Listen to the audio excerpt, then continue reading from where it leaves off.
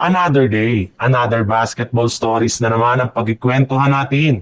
At ngayon nga ay ang pag-uusapan natin ang balitang pagkuha ng Los Angeles Lakers kay Jrue Holiday at ang balitang pagkuha ng Golden State Warriors kay Damian Lillard matapos itong i-wave ng Milwaukee Bucks. Matapos lamang nga na makuha ng Portland Trail Blazers si Holiday ay may lumabas na nga agad na balita na balak na nga daw pong i-trade ulit nila ito sa ibang kupunan as soon as possible. In fact, ibinulgar nga ng isang malapit kay Holiday na masyado nga daw itong nagalit matapos niyang malaman na ibinalik ulit siya ng Celtics sa Blazers. Sinabi nga niya na ayaw nga daw talaga niyang muling sa Portland Trail Blazer. Kaya mukhang no choice na nga ang Blazers kundi tanggalin siyang muli at i-trade ito sa ibang kupunan. Dahil kung hindi nga magkakaroon nga sila ng malaking problema.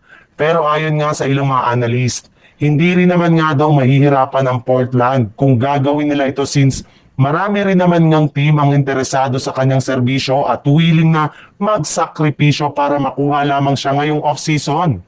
Yes, may ilang mga team nga na gustong makakuha ngayon ng isang 3-and-D player na may kakayanan na makapagtala ng malalaking puntos. At isa nga sa mga kupunan ng contract na sa kanila tungkol kay Holiday ay ang Los Angeles Lakers na nangangailangan ngayon ng isang defensive guard na makukuha nila gamit si Dalton Kenny.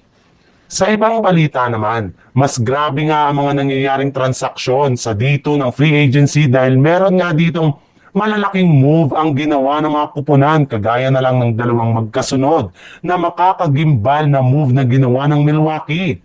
Una nga dyan ay ang tuluyan na nilang pagpapapirma ng kontrata sa kanilang pinakabagong center na si Miles Turner na sinundan rin naman ng official na nilang pag-wave sa kanilang superstar point guard na si Damian Lillard sa kabila ng pagtatamo nito ng injury. Since nga hindi ito makakapaglaro next season dahil sa pagkakaroon niya ng Achilles injury ay makapag-desisyon ng Bucks na tanggalin na lamang ito.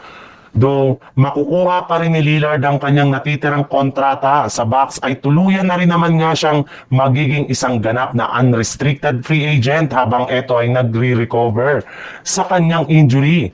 Kaya dahil nga dyan ay nakapagtataka bakit may ibang mga team ang interesado na sa pagkuha sa kanyang serbisyo. Kagaya na lang ng Golden State Warriors na balak gamitin si Lillard bilang katandem ni Stephen Curry sa kanilang backcourt.